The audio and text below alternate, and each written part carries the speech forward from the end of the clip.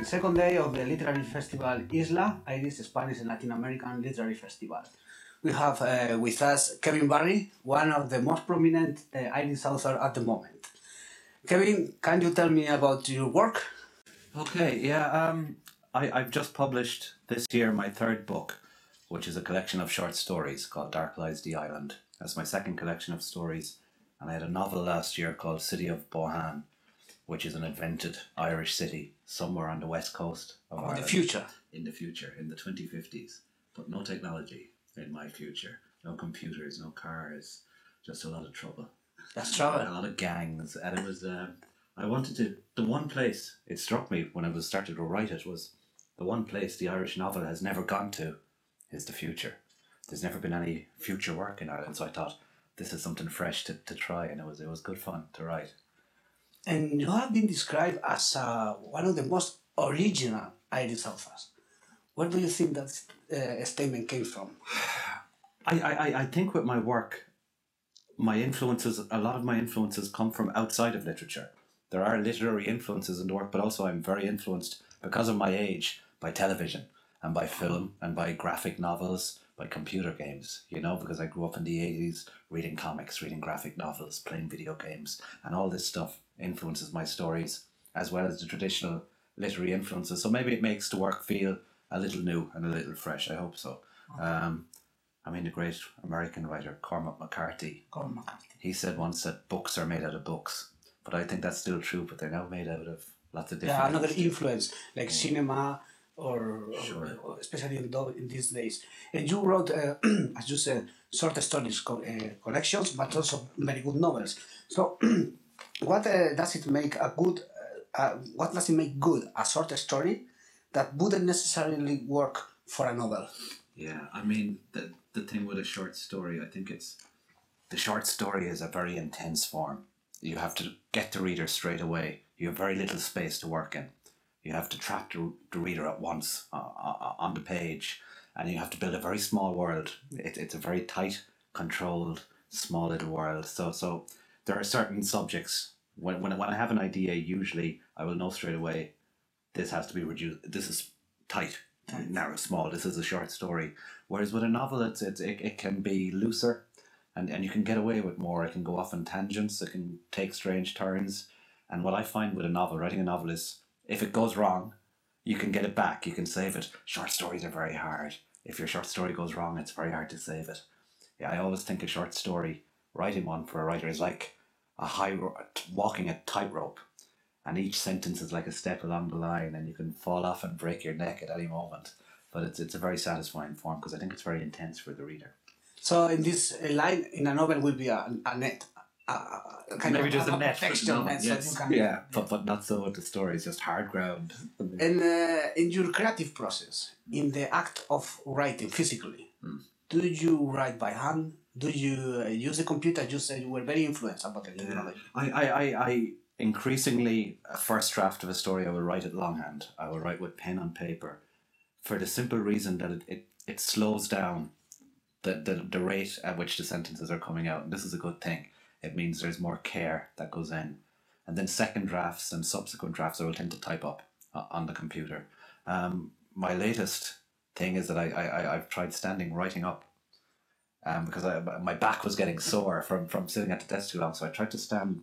I put a part of a desk up on my own desk, and I was standing up writing. And it seems to change the way your brain works. You feel a little bit more alert. When you write standing. And I write standing. But I think the most important thing for me at the moment is to keep, when I'm writing in the mornings, to keep away from the internet. Not have the internet anywhere near my computer, have it switched off, because it's so distracting. Yeah, and when you're online, you go into that space where you're flitting from thing to thing, and it's not good concentration, so I have to leave that to the afternoon and write in the mornings.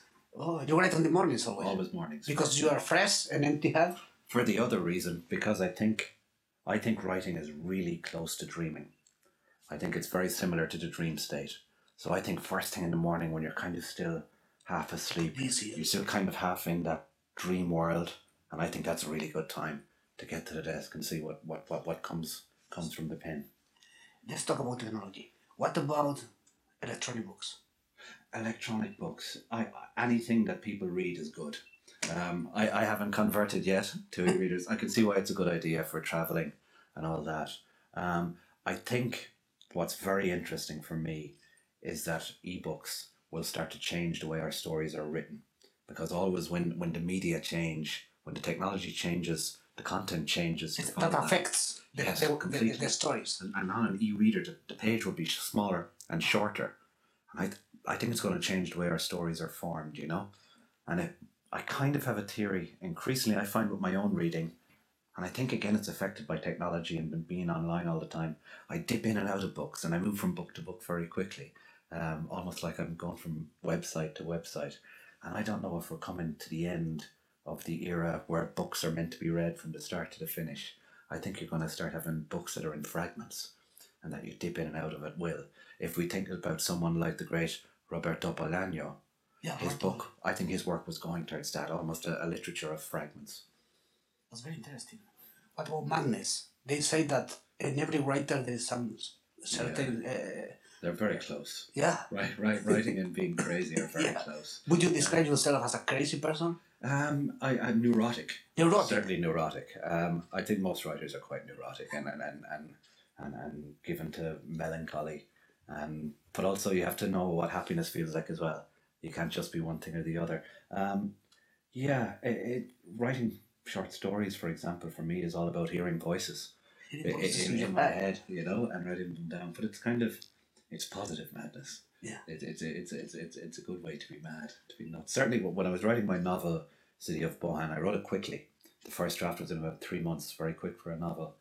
And I think for that 3-month period, I was technically nuts. I was pretty, I had a one-track mind. I was just living in this place and I was kind of away from reality. Okay, could you tell me some anecdote, some neurotic thing you did? Probably when you were younger, when you were trying to publish something. Wow. You did some crazy act. Yeah, I mean, when I was in my 20s and starting to write fiction in a serious way, I was working as a freelance journalist and making some money and doing okay in Cork City in the south of Ireland. But I knew that I had to be dedicated to this and do it full time. So I left my apartment in the city and I bought a tiny little old caravan, mobile home, and put it on a farmer's field in West Cork and sat out there for 5-6 months and tried to write a novel. And it was 12 foot long, 5 foot wide, and it was a terrible novel. It was a really bad novel, not good. But it taught me an awful lot about the discipline that was needed, about how you have to give everything, that you can only do this one thing. And you're probably not going to make much money for a long time. And it's a difficult life in lots of ways. But also it's a way of being free. You know, right? That's what writing is at its best. It's a way of being free, of being your own independent republic of one person and your own rules and everything applies. So that's a wonderful thing. But most days it feels like a hard job, you know. It's tough. It's tough to be aware. Because you're alone a lot. There's no help. Yeah, somebody said, the great English novelist Martin Amis said, writers are most alive when they're alone, when they're on their own, you know, and that can be a very lonely thing, you know, and a lot of the day you're just sitting in the room and it's not going very well, and you're staring at the wall and you're drooling and you're just, you know, so. But what I discover is then you get a good day where the writing is flowing, everything's going, but you have to go through the bad days to get the good days. Because on those bad days, it's all happening in the subconscious, in the back of the mind, in that kind of dreamy place back there. So you have to sit through the bad days to get the good days. Okay, you need inspiration. But what about recognition? You need to be recognized. You need a prize to keep doing. Yeah, I'm fortunate in that my books have come out and I've gone into the world and I've found readers. I think if that had never happened for me, I think I would have kept writing anyway. Because it's I need to do it. If I don't write in the day, I don't feel good about myself at night. It's all I'm good at. I'm good for nothing else. You know? So it's something that I have to do. I think it's a great thing to get some recognition for your writing, but I think real writers will do it anyway. Okay, that sounds good. Just to finish, could you give us some advice for a young writer who wants to start? First thing, turn off the internet. Turn off. The second thing I think is to read widely. Read lots and lots of different things. Don't just get focused on a couple of different authors.